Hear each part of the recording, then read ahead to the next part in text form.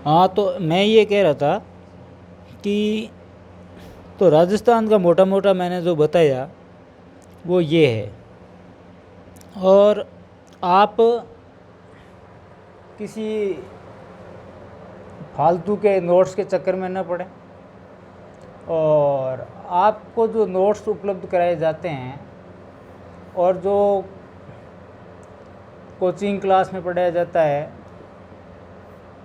उसमें डिफरेंट ये है कि आपको वो चीज़ रटाई जाती है, वो चीज़ें बताई जा रही है जिनका एग्ज़ाम से कोई लिंक ही नहीं है, और जो एग्ज़ाम में कभी पूछी ही नहीं जाती और न पूछी जाएगी। साफ शब्दों में बात यह है कि आपके पास में पर्याप्त टेक्स्ट बुक होनी चाहिए, क्योंकि आपका उद्देश्य प्री पास करना तो है नहीं। आपका उद्देश्य है मेंस पास करके इंटरव्यू देना और फाइनल सेलेक्ट होना। तो आप उस मटेरियल के आधार पर आप प्री पास करके कौन से झंडे गाड़ लोगे।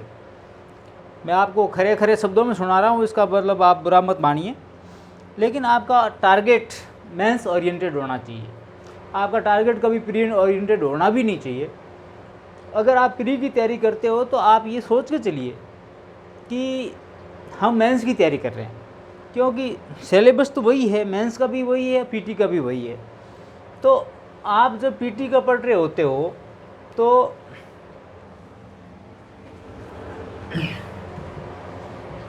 आप पीटी की तैयारी के अंदर एक चीज़ को ध्यान में रखिए कि जैसे आप राजस्थान का इतिहास पढ़ रहे हो, तो राजस्थान के इतिहास में आप पीटी के तरीके से आपने पढ़ लिया कि भाई किसान आंदोलन में क्या फैक्ट थे, ये थे।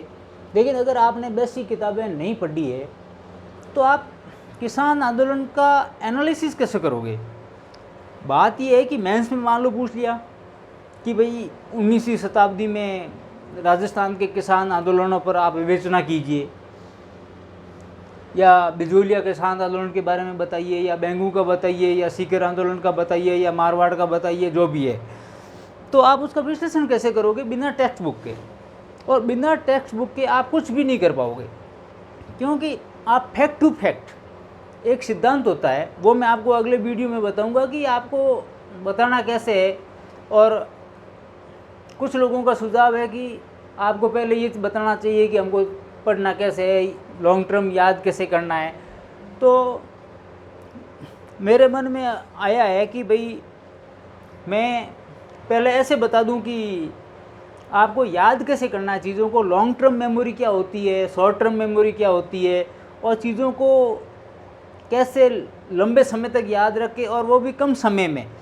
तो मैं उस चीज़ पे जाना चाहूँगा। पहले इस सिलेबस का बहुत लंबा सिलेबस है, इस सिलेबस का एनालिसिस करने से पहले वो मैं अगले वीडियो में आपको बता दूंगा सारा। मैं आपको याद करने का तरीका बताना चाहूँगा। हो सकता है मेरे वीडियो में थोड़ी उटपटांगता होगी हो, क्योंकि मैंने काफ़ी समय बाद में वीडियो बनाया है और मेरे पास में थोड़े संसाधनों की भी कमी थी। मैंने जैसे जोड़ तोड़ के जो भी संसाधन जो मेरे पास में उपलब्ध हुए थे उनके अनुसार मैंने जो भी किया वो कर रहा हूँ। तो आपको मैं एक बात बताना चाहता हूँ कि कोई भी इंसान होता है, एक दिमाग होता है ना, वो एक साइंटिफिक तरीके से काम करता है। आपका दिमाग ऐसा नहीं है कि आपने उसके अंदर ठूंस दिया और लकड़ी का भला लेके और उसके पीछे धकेल दिया और आपका दिमाग काम करने लग गया। ऐसा दिमाग काम नहीं करता है। दिमाग काम करने की अपनी प्रोसेस है, उसका ये अपने एक साइंटिफिक मेथड है। तो वो साइंटिफिक मेथड क्या है कि आप मान लो आप कोई भी किताब पढ़ रहे हो, तो दिमाग क्या है कि साइंस ये कहती है, अब मैं धर्म पे नहीं जाऊंगा, मैं साइंस पे जाऊंगा। साइंस ये कहती है कि आपका दिमाग एक बार आप जो चीज़ अभी पढ़ रहे हो दिल लगा के, मन लगा के, और अपने दिमाग को पूरा ओरिएंटेड करके और पूरा कंसंट्रेट कर रहे हो आप उस चीज़ पे, तो अब आपको जो चीज़ आपको कैप्चर होती है वो आपको 1 घंटे तक 80% तक याद रहती है, और अगले 6 घंटों में आपको 50% याद रहती है, और अगले 24 घंटों में आपको 20% याद रहती है। ये साइंटिफिक मेथड है रिवीजन करने का। तो रिवीजन करने का मैं आपको एक बहुत आसान तरीका बताता हूँ, जिससे आप न तो चीज़ों को भूलोगे और न ही आपको दोबारा बार बार वो एक ही चीज़ को रिपीट करना पड़ेगा। और बाकी बातें, बहुत सी बातें हैं, मैं अलग अलग वीडियो में बता दूंगा आपको। तो मैं आपको आज सिर्फ और सिर्फ इस वीडियो में आपको याद कैसे करना है, आपको मेमोराइज कैसे करना है, मैं किताबों की लिस्ट भी आपको पूरी किताबों की लिस्ट भी दूंगा, पूरा मटेरियल भी बताऊंगा कि आपको कहाँ से क्या चीज़ उठानी है। लेकिन मैं आज आपको ये चीज़ बताना चाहता हूँ कि आपको याद कैसे करना है। देखो, आपने जैसे आज साइंस के या पॉलिटी के या इकोनॉमिक्स के या चाहे जो भी सब्जेक्ट हो, जिसके भी पेज पढ़े हैं, मान लो आपने 50 पेज पढ़े। और वैसे मैं आपको एक बात बताना चाहता हूँ कि आपने भी देखा होगा, आप बाइक भी चलाते होंगे, साइकिल भी चलाते होंगे, कार भी चलाते होंगे, तो आपने कभी ये देखा है कि ये सोचा है कि आप अगर 20 की स्पीड से बाइक चला रहे हो, तो जब आप 20 की स्पीड से बाइक चला रहे हो तब आप पास में चल रहे दोस्तों से हाय हेलो भी कर सकते हो, गप्पे भी मार सकते हो, उसे समाचार और हाल भी पूछ सकते हो। जैसे ही आपकी स्पीड 40 हुई, तब आप अपने दोस्तों को हाथ हिला सकते हो और हेलो कैसे हो ये इतना बोल सकते हो। आपकी स्पीड अगर 80 हो जाए, तब आप दोस्तों को सिर्फ एक हाथ छोड़ के हाय या मतलब इशारों में बात कर सकते हो। और जब आपकी स्पीड 120 हो जाती है, तब आपका कंसंट्रेशन कहाँ पर होगा, बाइक पर या पास के दोस्तों पर? मेरा सवाल ये है। मैं डेफिनेट कहता हूँ आपका ध्यान आपको गाड़ी की कंट्रोलिंग पे होगा, पूरा का पूरा ध्यान आपका गाड़ी की कंट्रोलिंग करने पर होगा, और आप गाड़ी को हैंडल करने के लिए किसी की भी तरफ ध्यान नहीं दोगे, नहीं तो आपकी मौत भी तय है। तो ये सबसे बेहतरीन उपाय है कि आप अपनी स्पीड बढ़ा दीजिए। कुछ लोग मैंने देखे हैं, बहुत से लोग देखे हैं, मेरे बहुत से साथी मैंने देखे हैं, हमारे साथ में तैयारी करने वालों को भी देखा है, बचपन से देखता आया हूँ और आज दिन तक देख रहा हूँ। कुछ लोग पूरे दिन में पन्ने पढ़ते रहते हैं, और एक पन्ना पढ़ा और वापस दूसरा पन्ना जाने से पहले वापस पहला पन्ना पढ़ते। अरे तो यार, आपको पहला पन्ना पढ़ने की पहला पन्ना वापस पढ़ने की कहाँ ज़रूरत है?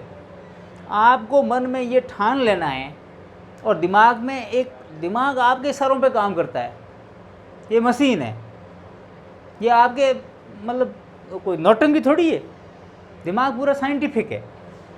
आप इसको आदेश जारी कर दो। जैसे अपन कोई स्विच ऑन कर देते हैं, तो वो अपने इशारे पे कौन काम कर रहा है कि नहीं कर रहा है? तो आप दिमाग को इशारा कर दो और उसका स्विच ऑन कर दो कि भाई मेरे को जो पढ़ रहा हूँ वो सब याद हो रहा है, जो भी पढ़ रहा हूँ सब याद हो रहा है, दुनिया की कोई ताकत नहीं रोक सकती आपको, सब याद हो रहा है बस। और आप आगे बढ़ते जाओ, पीछे मुड़ के ही मत देखो। अब पीछे कब मुड़ना है? जैसे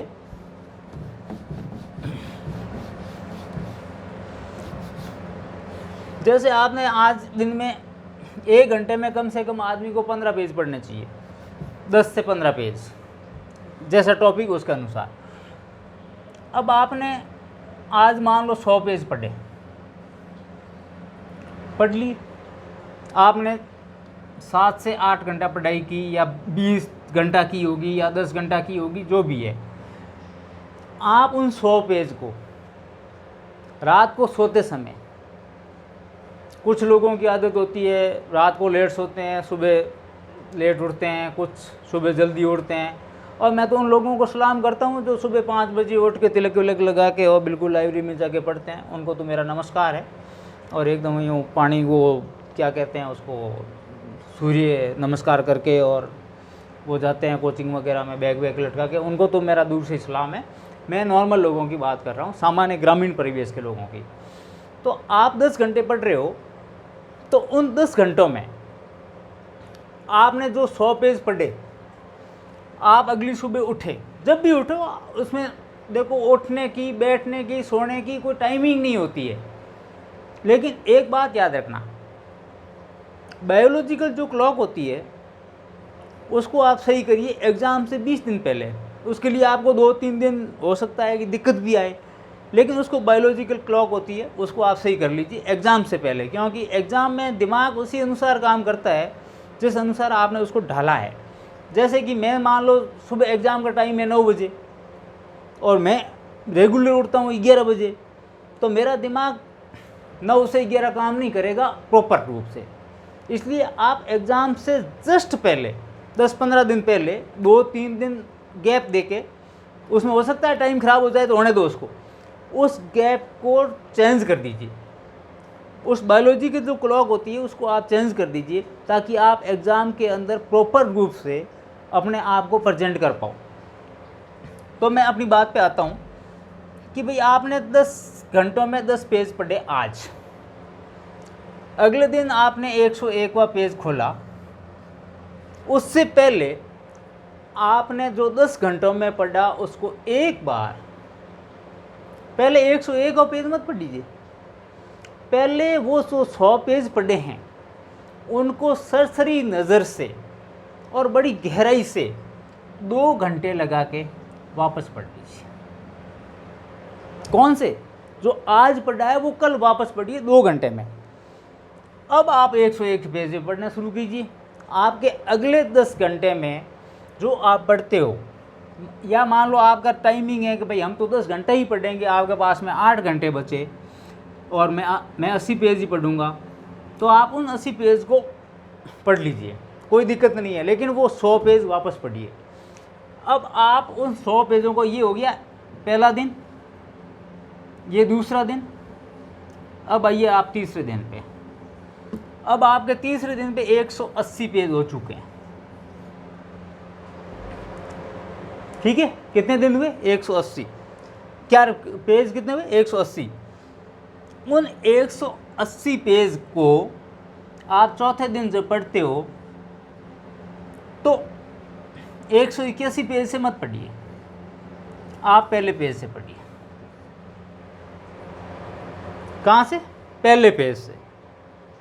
पहले पेज से लेकर 180 पेज तक चौथे दिन। अब आपको इसमें लगेगा 3 घंटे, ठीक है ना। अब इन 3 घंटों में आपका ये सिलेबस जो पहला था 100 पेज, ये जो पहला 100 पेज था वो कितनी बार रिवाइज हो चुका है? 4 बार। कितनी बार रिवाइज हुआ? 4 बार। और वो भी कितने घंटों में? मात्र 2 घंटे ये, और दोबारा आप करोगे तो 2 घंटे ये, 4 घंटे और 1 घंटा फिर वापस। 5 घंटों में आप 100 पेज को 4 बार रिवाइज कर चुके हो। अब जैसे ही आप इस तरीके से आप आगे बढ़ते जाते हो तो आपका जब 7 दिन का काम एक किताब पूरी कर लेगी, एक किताब लगभग 300-400 पेज की होगी, तब तक आपके 100 पेज 7 बार रिवाइज हो चुके होंगे और वो आपकी लॉन्ग टर्म मेमोरी के अंदर सेट हो चुके होंगे और उसको आपको फिर दोबारा पढ़ने की ज़रूरत ही नहीं पड़ेगी। और लॉन्ग टर्म मेमोरी इसी को ही कहते हैं। फिर आपको 6 बार आप इसको 101 से लेकर 180 पेज तक कर लिए रिवाइज। 180 से लेकर फिर आपकी जो किताब थी, आपको इस तरीके से आपने लगभग एक किताब को कितनी बार रिवाइज कर लिया? लगभग आपने एक किताब को 7 बार रिवाइज कर लिया। फिर आपको इस किताब को बार बार छेड़ने की ज़रूरत ही नहीं है। ये होता है लॉन्ग टर्म मेमोरी, चीज़ों को एक्सेप्ट करना और फिर उनका आप विश्लेषण कीजिए। आपको मतलब किसी भी रटाई रटाई चीज़, जैसे मैंने कह दिया कि बस यही दुनिया का परम सत्य है, ऐसा कुछ भी नहीं है। आप अपनी स्तर पे सोचिए, आप सामाजिक स्तर पे सोचिए, आर्थिक स्तर पे सोचिए, अंतर्राष्ट्रीय घटनाओं के बारे में सोचिए।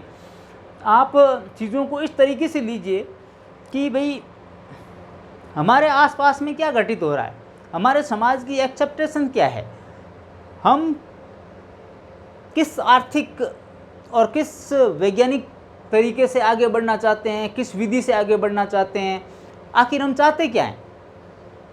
तो आप उस तरीके से आगे बढ़े। जैसे आप हिंदी पढ़ रहे हो, जैसे हिंदी में कोई मान लो आपको पल्लवन दे दिया या कोई निबंध दे दिया, तो आप हिचकिए मत कि भाई मैंने ये कभी पढ़ा नहीं। ऐसा कभी हो ही नहीं सकता कि आपने वो कभी पढ़ा नहीं। आप चीज़ों को सोचिए कि भाई आप कितना करंट से अपडेट हैं, और चीज़ों को जितना ज़्यादा आप करंट से जोड़ेंगे। जैसे मुझे अभी याद आ रहा है कि 2010 था या 12 में था, 10 में था शायद। 2010 के अंदर एक मेंस में सवाल आया था, वेदों की ओर लौटो। दयानंद सरस्वती का वो नारा था। तो चलो वो हमारा तो ऑप्शनल सब्जेक्ट था, वो अलग बात है, लेकिन बहुत से हो सकता है वापस आ जाए, अभी भी कुछ नहीं है क्योंकि इसमें सिलेबस में है। तो अगर मेंस में सवाल आ जाता है वापस, तो आप उस उत्तर को बिना पढ़े भी लिख सकते हो। भाई आपने कभी नहीं पढ़ा, कोई बात नहीं, नहीं पढ़ा तो क्या हुआ। ज़रूरी हर चीज़ आप मतलब जो छाप रखी है वही पढ़ना है। एनालिसिस भी कोई चीज़ होती है। आप, इसलिए मैं कहता हूँ टेक्स्ट बुक पढ़ो। कभी भी गाइड को मतलब जहाँ तक हो गाइड को अवॉइड कर दो। टेक्स्ट बुक पढ़ने का मैं इसलिए कहता हूँ कि आप वहाँ से चीज़ों को एनालिसिस कर सकते हो, और जो मेंस में आंसर राइटिंग होती है वो एनालिसिस के आधार पे होती है, न कि रटी रटाई बातों पे। अब वेदों के आधार पे लौटो तो बस ठीक है, ये हिंदू सनातन, ये आजकल तो ये बहुत ज़्यादा कचरा फैल रहा है, आप इससे दूर हटिए। आप उस चीज़ पे जाइए कि वेदों के और लौटने का वो सवाल पूछ रहा है, उसका मेन उद्देश्य क्या है। भाई एग्जामिनर सवाल पूछ रहा है, एग्जामिनर ने सवाल पुटअप किया है, तो उसका कोई ना कोई उद्देश्य होगा। बिना उद्देश्य तो वो कोई बात नहीं करेगा, और वो आंसर भी वैसा ही चाहेगा। और आंसर चेक करने वाले बड़े विद्वान होते हैं, प्रोफेसर होते हैं, तो वो अपने से तो बहुत ज़्यादा ज्ञानी होते हैं और बहुत ज़्यादा इंटेलेक्चुअल भी होते हैं। वो उन चीज़ों को उस तरीके से लेते हैं जिस तरीके से अपन नहीं सोच पाते। तो आप क्वेश्चन की उस कीवर्ड को पकड़िए। प्री में भी यही होता है कि आप सीधा क्वेश्चन को पढ़ते ही। एक और बात बता देता हूँ, प्री के अंदर आप ध्यान रखना कि आपके दिमाग के अंदर क्वेश्चन पढ़ते ही जो पहला आंसर ऑप्शन देखते ही या बिना ऑप्शन देखे आपके दिमाग में जो आंसर क्लिक हो जाता है, उस आंसर को आप भर दीजिए। आप दोबारा उस पर कंफ्यूज मत होइए, भर दीजिए, एक बार बिना सोचे भर दीजिए। और जिन पे आपको 2 पे डाउट है और उनमें जो आपका पहला क्लिक हुआ है, उनको बाद में कर लीजिए। ये बातें ध्यान रखना। बहुत सारी वीडियो में डालूंगा, बहुत सारी बातें बताऊंगा आपको, क्योंकि कुछ बातें करनी अनिवार्य हो गई है और समय की मांग है, और मैं बताना चाहता हूँ, नहीं तो हमारा तो क्या काम आएगी ये बातें। तो मैं ये बता रहा था कि आप टेक्स्ट बुक्स में वो पढ़िए और उन चीज़ों को ऐसे सोचिए। मैंने जैसे वेदों की ओर लौटो वाला उदाहरण दिया, मैं उसका उत्तर जो मैं लिख के आया था, और मैंने कॉपी भी मांगी थी और मैंने कॉपी देखी थी वापस। उसमें 5 नंबर का क्वेश्चन था, मेरे को 4.5 नंबर मिले थे। तो उसका मतलब ये था कि भाई अपन वेदों की तरफ क्यों लौटे, क्या था वेदों में। कुछ लोगों ने लिखा है हिंदू संस्कृति को जीवित करना है, सनातन संस्कृति को बढ़ावा करना है। व्हाट इज सनातन संस्कृति, व्हाट इज हिंदू। वेदों में कोई हिंदू और सनातन का कोई उल्लेख भी नहीं है। तो मेरा उत्तर ये था जो मैंने लिखा कि वेदों में स्त्रियों को समानता थी। वो सभा समिति विदत में भाग ले सकती थी। जो आज की लोकतंत्रात्मक प्रणाली है, जो भारत के संसदीय